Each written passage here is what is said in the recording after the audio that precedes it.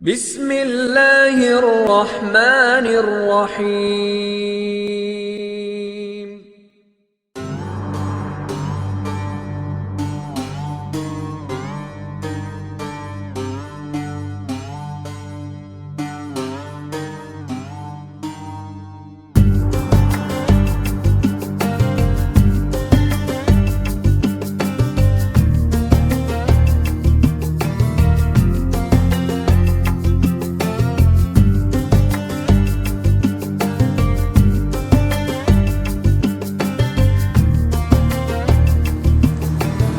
السلام علیکم ورحمۃ اللہ وبرکاتہ۔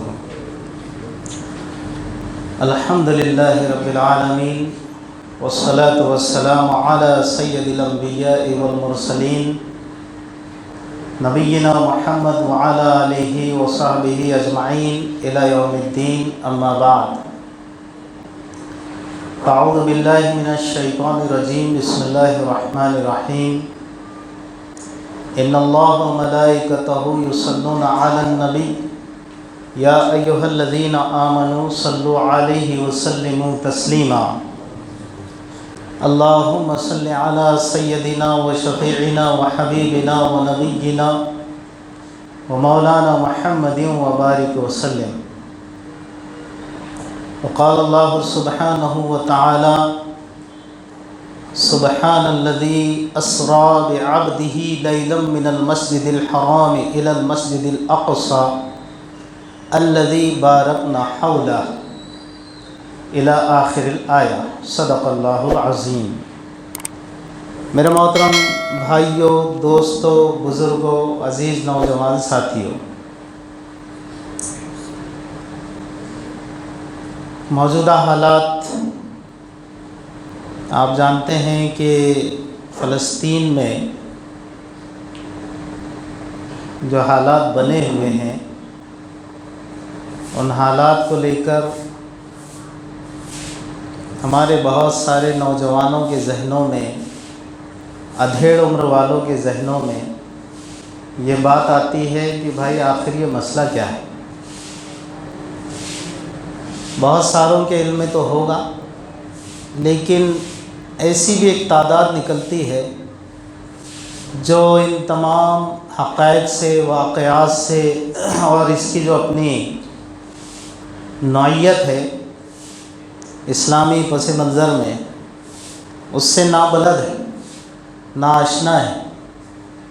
ہم لوگ کی بھی بات عجیب ہے کہ جب جوش میں آتے ہیں تو ہوش کی پرواہ نہیں ہوتی ہے، اور تھوڑا بہت حالات اگر سازگار ہو گئے تو ہم یہ سمجھتے ہیں کہ اب سب کچھ ٹھیک ہے۔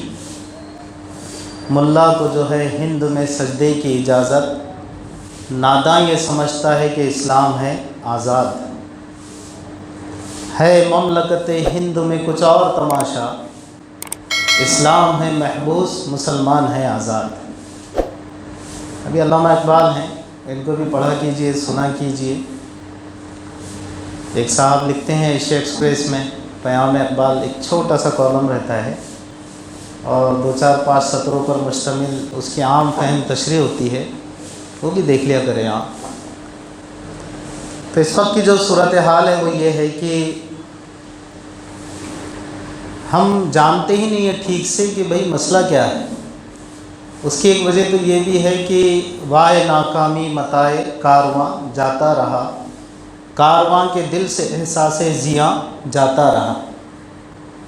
ہم کو اپنے لٹنے پٹنے کا اتنا احساس نہیں ہے جتنا ہونا چاہیے۔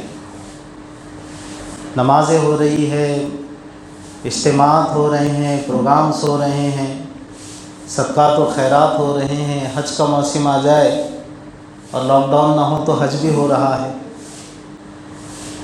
تو بس ہمارا اسلام، ہماری دینداری یہاں تک نہ صرف محدود بلکہ محبوس ہو گئی۔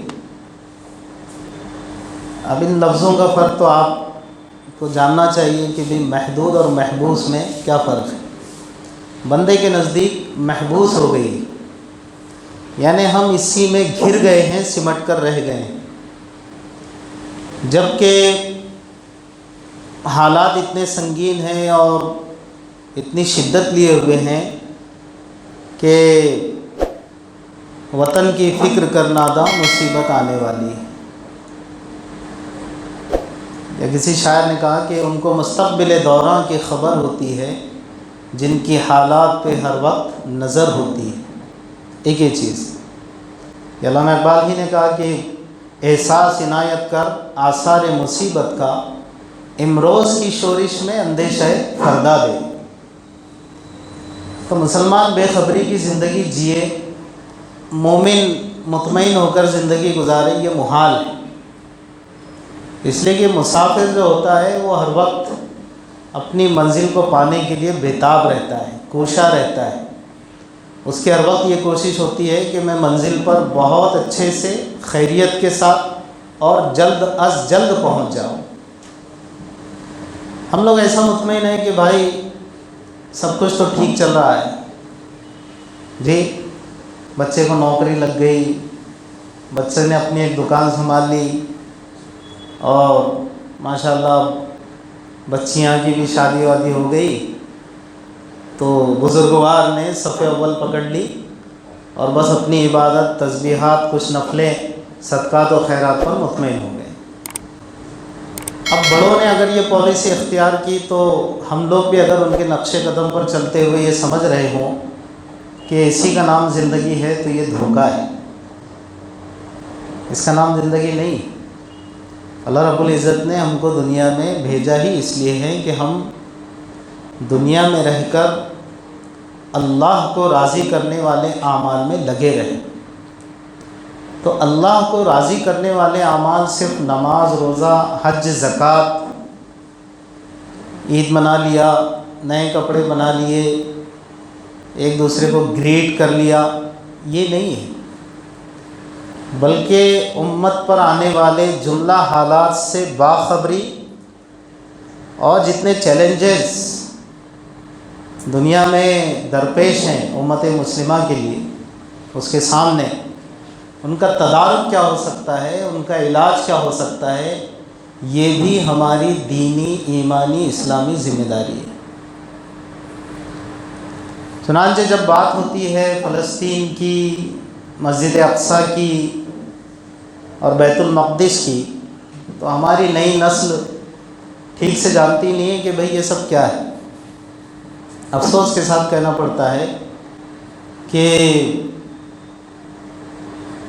جس مسجد اقصیٰ کی طرف رسول اللہ صلی اللہ علیہ وسلم نے 16-17 مہینے اپنا چہرہ انور کر کے اور آپ کے صحابہ نے آپ کی معیت میں اپنا بھی چہرہ ادھر کر کے نمازیں ادا کی، افسوس کے ساتھ یہ کہنا پڑتا ہے کہ آج مسلمان اس سے ٹھیک سے واقف نہیں.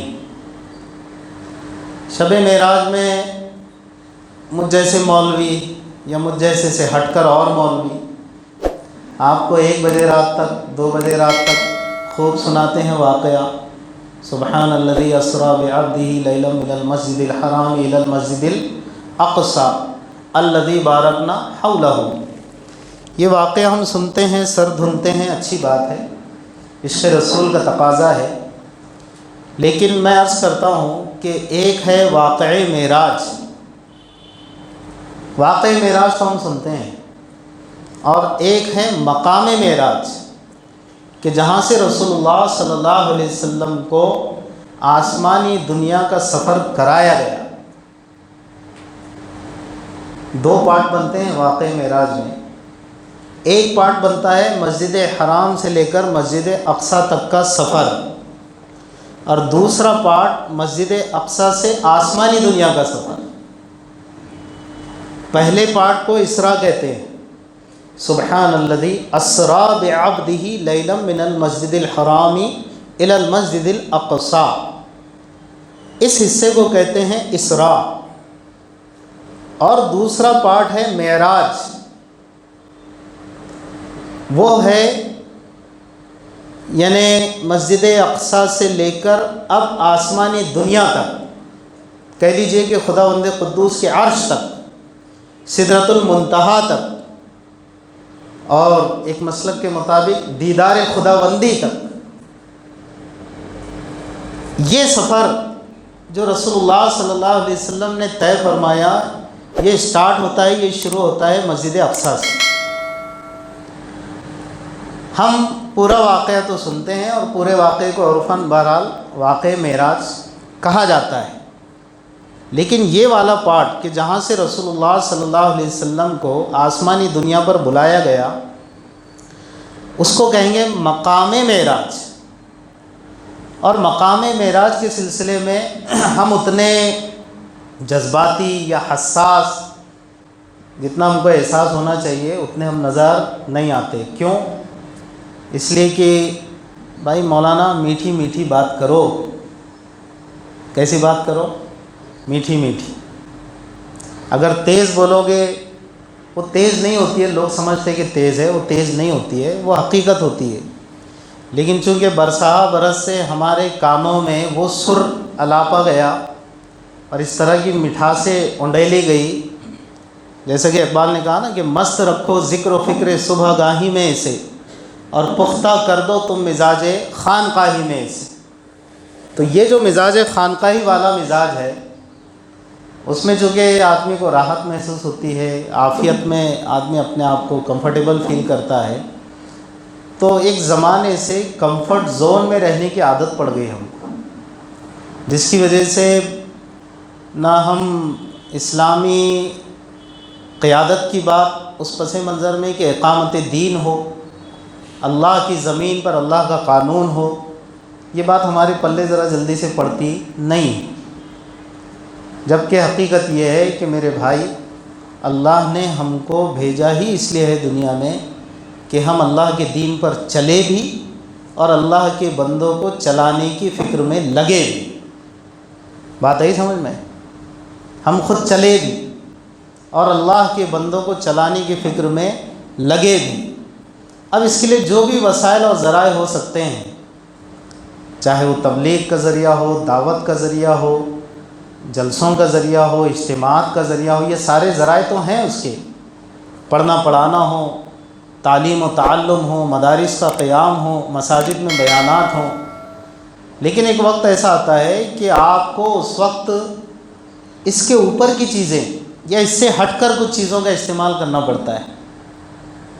ظاہر سی بات ہے، حضرت امام مہدی جب دنیا میں تشریف، یعنی ان کا اعلان ہوگا اور وہ ظاہر ہوں گے، ان کا ظہور ہوگا، تو دعوت و تبلیغ بھی چلے گی، دین کی دعوت بھی چلے گی، ایک خاص محنت بھی چلے گی، لیکن ساتھ ہی ساتھ تیغ و تفنگ کی دعوت بھی چلے گی۔ اس کا ترجمہ آپ مسجد کے امام صاحب سے بعد میں کر لینا، اس لیے کہ اردو کا بڑا مسئلہ چل رہا ہے۔ اردو زبان کو لے کر ہم خود بڑے خیانت دار ہو چکے ہیں، معاف کرنا۔ ہمارے اپنے بچے انگریزی میڈیم سے پڑھ رہے ہیں، پڑھائیے آپ، کوئی مسئلہ نہیں ہے، لیکن مادری زبان ہم کیا لکھتے ہیں؟ مدر ٹنگ کیا ہے ہماری؟ بولیے بھائی، اردو۔ اب مادری زبان اردو ہے، بچہ انگریزی میڈیم سے پڑھ رہا ہے تو اردو کتنی آتی ہے اس کو ہم کو فکر کرنا چاہیے نا۔ کم سے کم ایک معلم لگے، یا جن کو آپ دینیات کے لیے، اسلامیات کے لیے، نورانی قاعدے کے لیے آپ نے متعین کیا ہے، ان کو تھوڑا سا ہدیہ بڑھا کر دیجئے اور یہ کہیے کہ بھئی اردو لینگویج بھی ہمارے بچے کو سکھائیے، آپ اردو کو زندہ رکھیے، زندہ کیجیے کی نوبت تو نہیں ہے الحمدللہ ابھی، لیکن آگے ایسا لگتا ہے کہ یہ جملہ صادق آ سکتا ہے، اللہ نہ کرے، کہ اردو کو زندہ کیجیے۔ ابھی کم سے کم آکسیجن پہ ہے تو اس کو زندہ رکھنے کی فکر کیجیے۔ یہی وجہ ہے کہ اللہ کے فضل و کرم سے ہم نے ایک مسجد میں ایک پروگرام آغاز کیا اس طرح، آؤ اردو سیکھیں، اپنے دینی میراث کا تحفظ کریں، کیونکہ اردو زندہ رہے گی تو اسلامی لٹریچر سے ہماری نئی نسل فائدہ اٹھانے کے قابل رہے گی، ورنہ تو یہ ہوگا کہ بس وہ ساری کتابیں تبرک بن کے رہ جائے گی۔ تو ہمارے پاس ایک المیہ ہے کہ اردو کو لے کر بڑا عجیب معاملہ ہے، تو تیغ و تفنگ میں نے کہا کہ اس کا ترجمہ آپ امام صاحب سے کروا لیجئے گا۔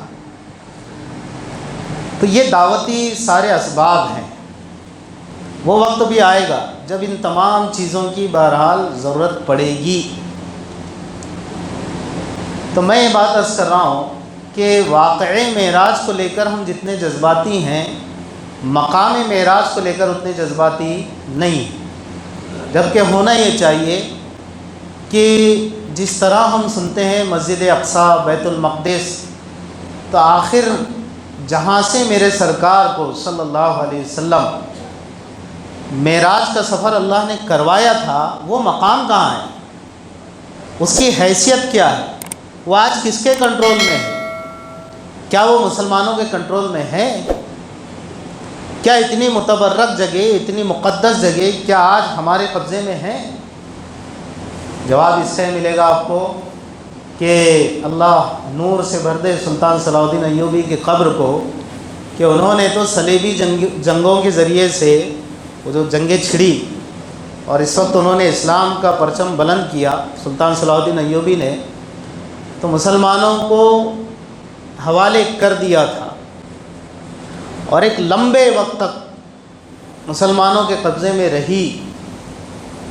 پھر حالات نے کروٹ بدلی، پھر وہ ہمارے کنٹرول سے نکلی، پھر حضرت عمر رضی اللہ تعالیٰ عنہ نے اس کو فتح کیا، اور اس کے بعد سے لے کر، یعنی سلطان صلاح الدین ایوبی تو اس کے بعد ہے، لیکن حضرت عمر کے بعد سے لے کر عباسی دور تک، عباسی دور میں پھر آپسی اختلافات کے شکار ہوئے مسلمان، جو ہر زمانے میں ہوتے ہیں، افسوس کے ساتھ کہنا پڑتا ہے ہم کیے جاتے ہیں اس طرح۔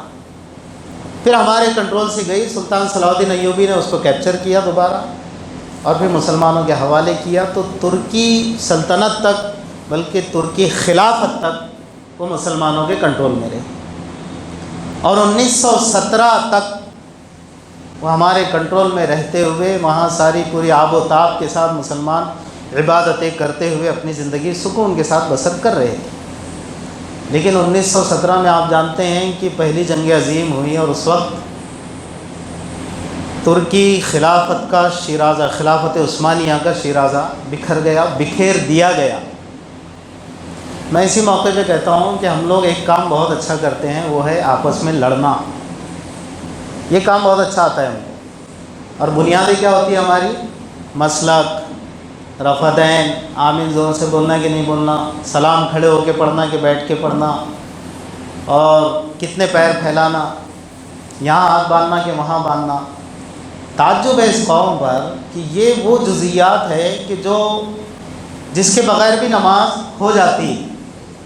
سب کا اتفاق ہے کہ ان امور کے بغیر بھی نماز ہو جاتی ہے، استحبابی درجے کی چیزیں ہیں یہ، اس میں لڑتے ہیں ہم لوگ۔ ہمارے اپنے آپس کی لڑائی کی وجہ سے بہت اچھا موقع مل جاتا ہے مخالفین کو کہ اب ان پر وار کرو۔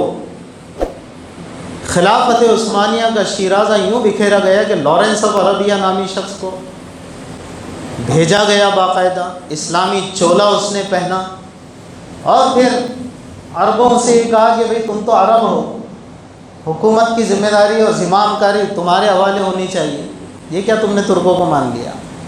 عصبیت جس کا اسلام سے کوئی تعلق نہیں ہے۔ اللہ کے یہاں تقویٰ دیکھا جاتا ہے، خاندان نہیں دیکھا جاتا، یہ سمجھ لیجیے آپ۔ اللہ کے یہاں تقویٰ دیکھا جاتا ہے، خاندان نہیں دیکھا جاتا۔ اس لیے تو اقبال نے کہا نا کہ بتان رنگ و بو کو توڑ کر ملت میں گم ہو جا، نہ ایرانی رہے باقی نہ تورانی و افغانی۔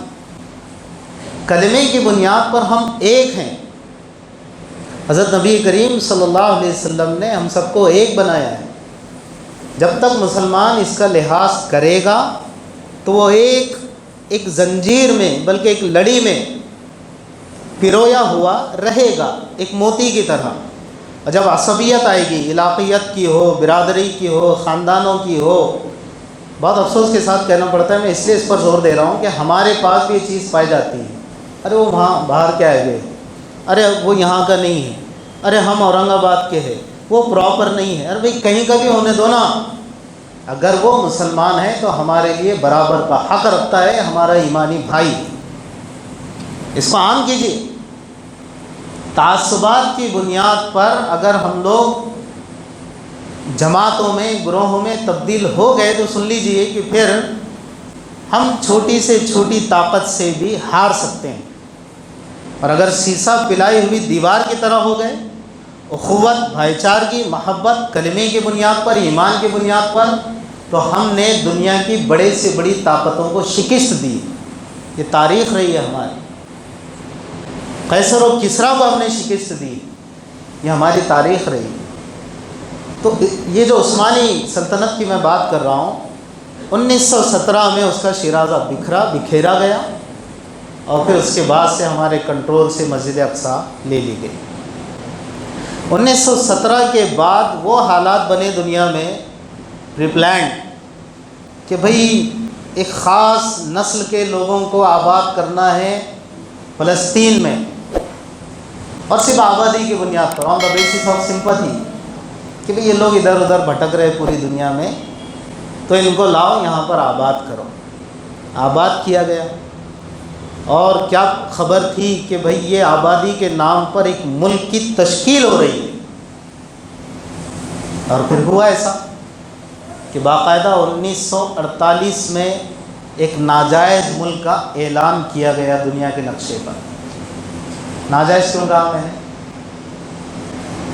ناجائز اولاد جانتے ہیں آپ؟ ناجائز اولاد اس کو کہتے ہیں کہ جو ہونا نہیں چاہیے تھا ہو گئی، قاعدے میں بیٹھتی نہیں تھی، رشتہ کچھ نہیں تھا، لیکن ہو گئی وہ اولاد. تو ایسے یہ قاعدے میں نہیں بیٹھتا ہے. ہم تو اس کو سرے سے ملک تسلیم کرتے ہی نہیں ہیں، اور نہ مسلمانوں نے اس کو ملک تسلیم کرنا چاہیے. ہاں، اسرائیل جو یہودیوں کا ملک کہلاتا ہے، وہ ملک تھوڑی ہے، وہ تو غاصبانہ قبضہ ہے جو فلسطین کی متبرک مبارک مقدس سرزمین پر ان لوگوں کو آباد کر کے کرایا گیا، اور دنیا اس کو ملک کے نام سے جانتی ہے. تو مجھے تعجب یہ ہوتا ہے کہ ہمارے نوجوان بھی یہ سمجھتے ہیں کہ اسرائیل مستقل کوئی ملک ہے ہی نہیں. کوئی مانتا ہے تو مانے، ہم نہیں مانتے اس کو، اس لیے کہ وہ سرزمین مسلمانوں کی ہے. یہاں پر اس فکری فساد کا بھی ازالہ ہو جائے، بلکہ اصلاح ہو جائے. ہم لوگ بھی بہت زیادہ زبان پر یہ الفاظ نہ لائیں کہ وہ فلسطین کی سرزمین ہے اور فلسطینیوں کا حق ہے. نہیں، اس سے گریز کریں. ہمارے لیے مسجد حرام، مسجد نبوی کے بعد جس مقدس سرزمین کا مقام ہے وہ بیت المقدس، یہ یاد رکھیں. تو اس کو فلسطینیوں کا مسئلہ اگر آپ سمجھیں گے اور کہیں گے تو پھر یہ بھی ایک قسم کا تعصب نہ ہو جائے. یہ تو مسلمانوں کا مسئلہ ہے، اہل ایمان کا مسئلہ ہے. یہ یاد رکھو آپ، ہمارا قبلہ اول رہا ہے. رسول اللہ صلی اللہ علیہ وسلم نے ادھر 16-17 مہینے تک اپنا چہرہ انور کر کے نمازیں پڑھی ہے. اس حیثیت سے وہ ہمارے لیے قبلے کی حیثیت رکھتا ہے.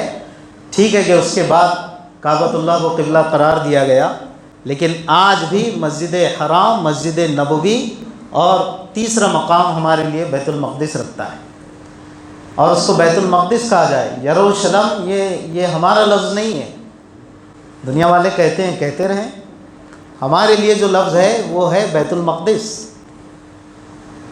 تو اب 1948 میں دنیا کے نقشے پر ایک ناجائز ملک کی تشکیل، اور پھر اس کے بعد 1966 میں جو جنگ لڑی گئی بہت ہی غیر ذمہ دارانہ طور پر، بلکہ اس میں بھی یہ ہوا کہ ایک خاص منصوبہ بندی کے تحت حکمرانوں کو کس طرح سے خرید لیا گیا، ان کے ضمائر کو، ان کے ضمیروں کو، اور پھر بآسانی 6 دن کے اندر اندر ہی بیت المقدس ہمارے کنٹرول سے چلا گیا. مسجد اقصیٰ جو صلاح الدین ایوبی نے مسلمانوں کے حوالے کی تھی امانت کے طور پر، بآسانی، بڑی ہی آسانی کے ساتھ وہ دوبارہ یہودیوں کے قبضے میں چلی گئی، اور آج تک 54 سال ہوتے آ رہے ہیں وہ ہمارے کنٹرول میں نہیں ہے. آپ اگر یہ سمجھ رہے کہ وہاں نمازیں ہوتی ہے، جمعہ ہوتا ہے، ایسا ویسا، وہ الگ چیز ہے. کنٹرول الگ چیز ہے، وہ ہمارے کنٹرول میں نہیں ہے. آج بھی مسجد اقصیٰ کسی صلاح الدین کا انتظار کر رہی ہے، اور ہم ہی میں سے کوئی صلاح الدین ہوتا ہے، کوئی آسمان سے نہیں اترتا ہے. لیکن ہم بنے تو صحیح. وہ شرارے، وہ جذبات، وہ احساسات، وہ ٹھاٹے مارتے ہوئے عزائم، وہ گرمیاں ایمانی، وہ ہمارے اندر پیدا تو ہو. کوئی آسمان سے تھوڑی پیدا ہوتا ہے، ہم ہی میں سے ہوتا ہے. تو اس وقت ہماری یہ ایمانی دینی ذمہ داری بنتی ہے کہ ہم بیت المقدس کی تاریخ، اس کے حوالے سے اس کی معلومات اور ہمارا جو قبلہ اول رہ چکا اس کی مکمل معلومات حاصل کرنے کی اس لیے بھی کوشش کریں کہ حضرت امام مہدی کا جب بھی ظہور ہوگا تو یہی ان کا شیتر ہوگا، ریجن، علاقہ، جس علاقے میں وہ جہاد کریں گے اور اسی علاقے میں دجال کا خاتمہ بھی کریں گے مقام لد پر۔ اب حالات بہت تیزی سے جا رہے ہیں ادھر، آپ کیا سمجھ رہے ہیں کہ آپ ناتی پوتی کی شادیاں دیکھنے والے ہیں؟ واللہ تعالیٰ عالم، لیکن حالات اس تیزی سے جا رہے ہیں۔ نکل جاؤ اس خرمستیوں سے، اللہ مجھے آپ کو سبھی کو نکلنے کی توفیق دے۔ یہ جو لمبے لمبے منصوبے بن رہے ہیں نا، ابھی یہاں لیا یلو بیلٹ کا ہے اور NA44 ہے اور پتہ نہیں اور کیا کیا رہتا ہے، یہ سارے ارمان بھول جائیے آپ۔ ہاں، اب تو دنیا کی بساط بہت تیزی سے لپیٹی جا رہی ہے۔ حضرت نبی کریم صلی اللہ علیہ وسلم نے جتنی پیش گوئیاں فرمائی تھیں وہ لگ بھگ پوری ہو چکی ہیں، اب بس بڑی علامتیں باقی ہیں، اور پھر ان بڑی علامتوں کے ظہور کے بعد تو کسی ایمان لانے والے کا ایمان بھی اس کو نفع نہیں دے گا، یہ سمجھ لیجیے آپ۔ یہ ہماری ایمانی ذمہ داری ہے کہ ہم قیامت کی نشانیاں، ظہور مہدی، خروج دجال، یاجوج ماجوج کا نکلنا، بیت المقدس سے متعلق جو ہمارے ذمہ بنتی ہے معلومات، اس معلومات کو حاصل کرنا، دمشق کی مسجد کے مینارے سے حضرت عیسیٰ علیہ السلام کا نازل ہونا، یہ سارے حالات کس بات کی طرف اشارہ کر رہے ہیں کہ مسلمانوں بیدار ہو جاؤ، سستی اور کائلی کی زندگی اور دنیا پرستی کی زندگی سے نکلو اور نکالو۔ اور دنیا پرستی میں جو تم الجھ گئے ہو، یہ خرید وہ بیچ، ٹھیک ہے، جب تک ہم دنیا میں ہیں یہ سارے تقاضے لگے ہوئے ہیں، لیکن دنیا میں ہوں، دنیا کا طلبگار نہیں ہوں، بازار سے گزرا ہوں، خریدار نہیں ہوں۔ اس کیفیت کے ساتھ جینا سیکھو کہ دنیا میں ہوں لیکن دنیا کا پرستار نہیں ہوں۔ تو دنیا میں رہ کر ہم کو تیاری کرنا ہے آخرت کی، اور اب وہ چیلنجز امت مسلمہ کے سامنے درکار ہے، جس کی تیاری، جس کی معلومات، جس کی فکر، جس سلسلے میں ہوش کے ناخن لینا، یہ ہماری ایمانی اور دینی اور اسلامی ذمہ داری بن چکی ہے۔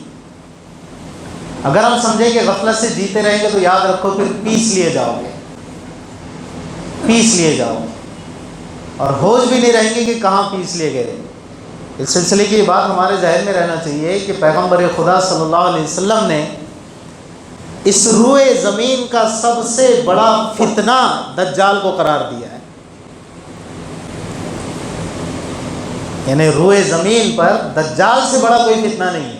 اللہ میری آپ کی ہماری نسلوں کی اس سے حفاظت فرمائے۔ جانتے ہیں آپ کہ رسول اللہ صلی اللہ علیہ وسلم اپنی ہر دعا میں دجال کے فتنے سے پناہ مانگا کرتے تھے۔ اللہم انی اعوذ بک من عذاب جہنم ومن عذاب القبر ومن فتنة المحیا والممات ومن شر فتنة المسیح الدجال۔ یہاں پر رسول اللہ صلی اللہ علیہ وسلم نے وہ کلمات لائے ہیں، اللہ میں تیری پناہ چاہتا ہوں دجال کے فتنے سے۔ حالانکہ نبی رحمت صلی اللہ علیہ وسلم کو اس فتنے سے پناہ کی ضرورت نہیں ہے، لیکن تعلیماً امت کو یہ سکھایا کہ دیکھو اتنا عظیم فتنہ ہے کہ میں خود اللہ کی پناہ اس سے چاہ رہا ہوں۔ تو تم ہو، پھر ہم تو ہم ہیں نا بھائی، ہم کتنے پانی میں ہم کو اچھی طرح معلوم۔ دنیا میں ہر شخص اپنے آپ سے بہتر کسی دوسرے کو جانتا نہیں ہے، تو ہم کو کتنا اہتمام اس کا ہونا چاہیے اور کرنا چاہیے۔ ہم بھی فکر کریں اپنے بچوں کی، نسلوں کی، اس عظیم خطرناک ترین فتنے سے بچنے کی فکر میں لگنے کی ضرورت ہے۔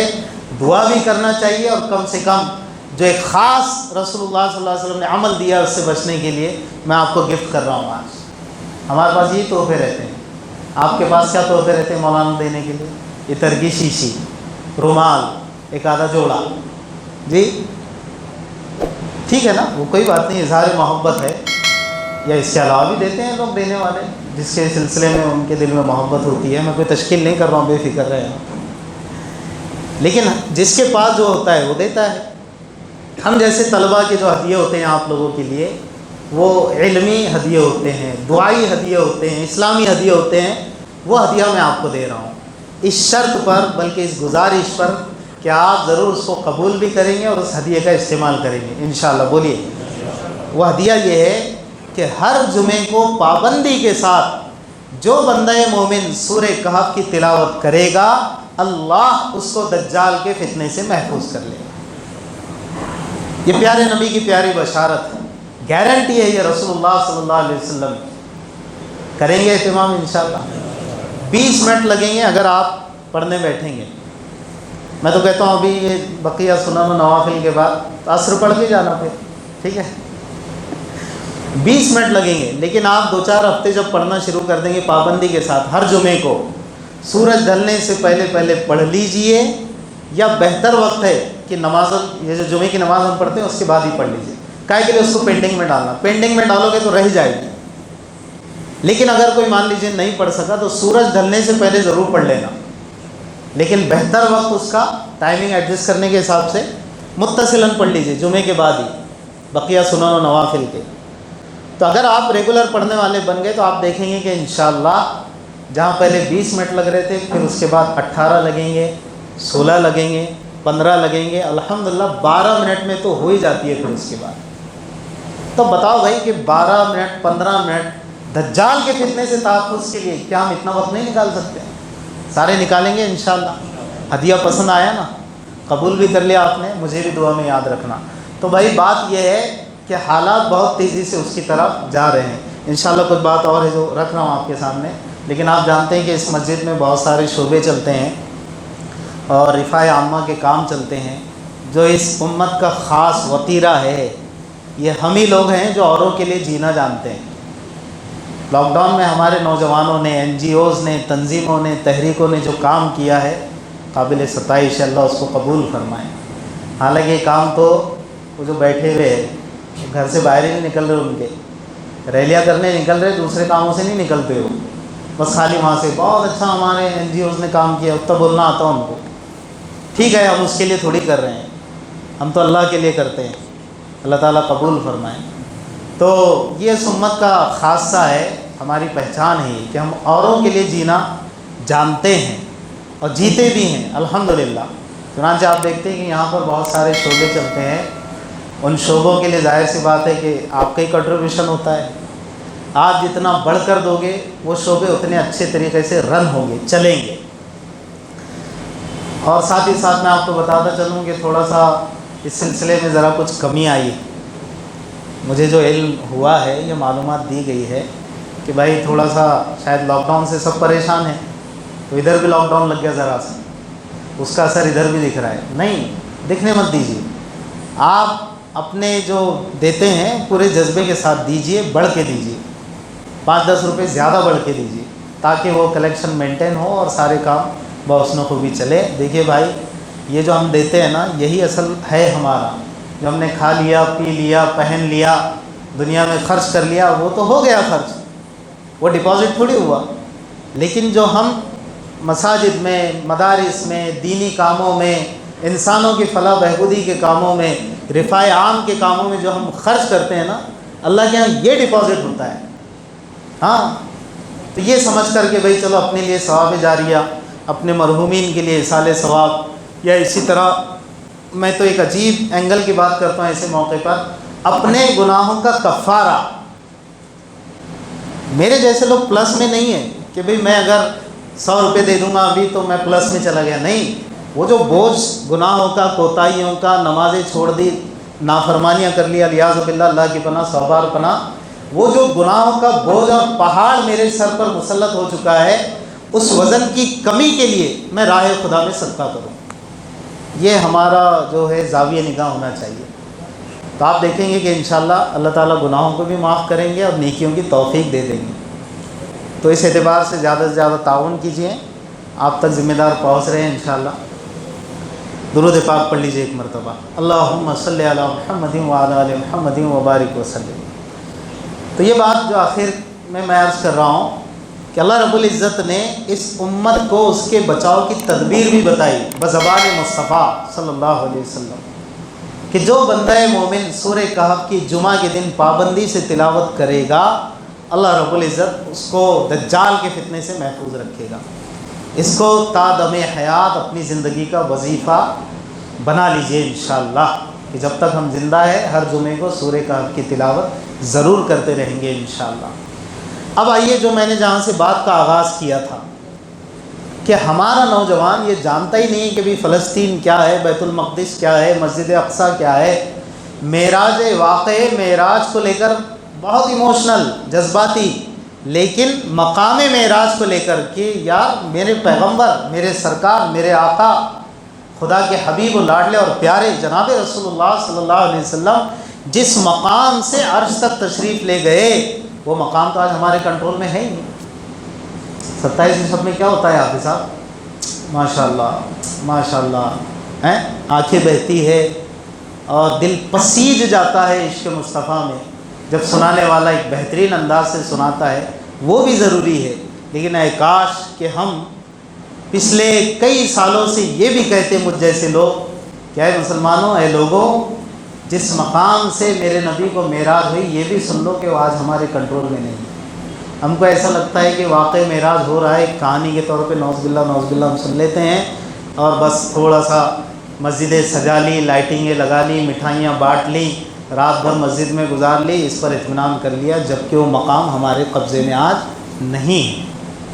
اور پھر آئے دن جو منصوبے اس کو لے کر دا گریٹر اسرائیل کہ صرف ہم یہیں تک محدود نہیں ہیں۔ یہ قوم ایک عجیب قوم رہی ہے۔ آپ نے ان کے سلسلے میں اگر کچھ پڑھا ہوگا، بہت سارے احباب نہیں جانتے اصل میں، دنیا کی سب سے فتین قوم، سب سے زیادہ شریر، جس نے خود اپنے پیغمبر کو نہیں چھوڑا، حضرت موسیٰ علیہ السلام کو نہ جانے کتنی بار انہوں نے ستایا۔ ارے بھائی، یہی تو حضرت موسیٰ علیہ السلام تھے جب انہوں نے خدا کا امر ان کو سنایا، بنی اسرائیل کو، اور سنانے کے بعد یہ کہا کہ دیکھو اس بستی میں داخل ہو جاؤ، اسی بیت المقدس میں داخل ہو جاؤ، لیکن جہاد کرنا پڑے گا تم کو۔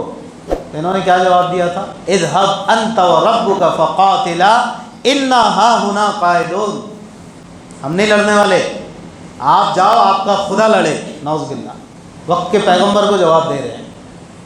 موسیٰ علیہ السلام کو جن کے نہ جانے کتنے معجزات انہوں نے دیکھے، اس کے باوجود جواب دے رہے ہیں کہ اذهب انت وربك فقاتلا، ہے نا، تم جاؤ، تمہارا رب جائے اور وہ لڑے۔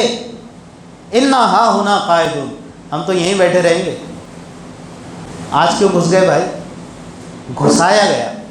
ان کی پشت پناہی جو دنیا کے دو نامور ملک ہے، سپر پاور میں کیوں کہوں بھائی؟ نہیں کہوں گا۔ دا سپریم پاور اونلی اللہ، بس اللہ سپر پاور، سپریم پاور، اللہ کی پاور، سپریم پاور۔ یہ تو ہے وہ تلک الایام نداولها بین الناس، تؤتی الملک من تشاء وتنزع الملک ممن تشاء وتعز من تشاء وتذل من تشاء۔ یہ تو میرے رب کی ایک پروگرامنگ ہے، کبھی اس کو اقتدار دیتا ہے، کبھی اس کو دیتا ہے، کبھی آج دنیا کے نقشے پر یہ طاقتور ملک ہے، کبھی کوئی اور۔ لیکن یہ سن لیجیے آپ کہ الحمدللہ ثم الحمدللہ، جو اللہ کے حقیقی بندے ہیں، دنیا کی سپر پاور نام نہاد طاقتیں ان کے سامنے کوئی حیثیت نہیں رکھتی، کوئی حیثیت نہیں رکھتی۔ چنانچہ اس اعتبار سے ایک بات میں بس یہ کر دوں، وہ چندہ ہو رہا ہے، وہ آ رہے ہیں نا انشاءاللہ۔ تو ہم سب کو یہ ایک دینی اور ایمانی فریضے کو انجام دیتے ہوئے اپنے اپنے علماء اکرام کو ذرا آپ ملیے، ان سے پوچھیے، ان سے سیکھیے، فلسطین کی معلومات لیجیے، بیت الاقصیٰ کے سلسلے میں پوچھیے، جانیے۔ یہ اس وقت ہماری ایمانی دینی ذمہ داری ہے۔ اور اسی طرح علامات قیامت، اس کو سمجھیے، اس کو پڑھیے، ظہور مہدی، خروج دجال، ان حالات کو بھی سمجھنا اس وقت ہماری ایمانی ذمہ داری ہے۔ اور آپس میں خوب محبت بانٹیے، بھائی چارگی کو عام کیجیے۔ اور ایسے نہیں کہ ہم نے آپس ہی میں محبت کو بانٹنا ہے، بلکہ برادران وطن کے ساتھ بھی وہ جو معتدل المزاج ہیں، انصاف پرور ہے، ہماری ذمہ داری بنتی ہے کہ ہم ان کو بھی اعتماد میں لیں اور ان کو بھی بتائیں کہ بھائی اتیاچار ظلم ہی ہوتا ہے، اور ظالم ہی ہوتا ہے، اور انصاف ہی ہوتا ہے۔ بس اللہ مجھے آپ کو سبھی کو عمل کی توفیق عطا فرمائے، آپسی محبت عطا فرمائے، امن و شانتی کے اور محبتوں کے فیصلے فرمائے۔ وآخر دعوانا الحمدللہ رب العالمین۔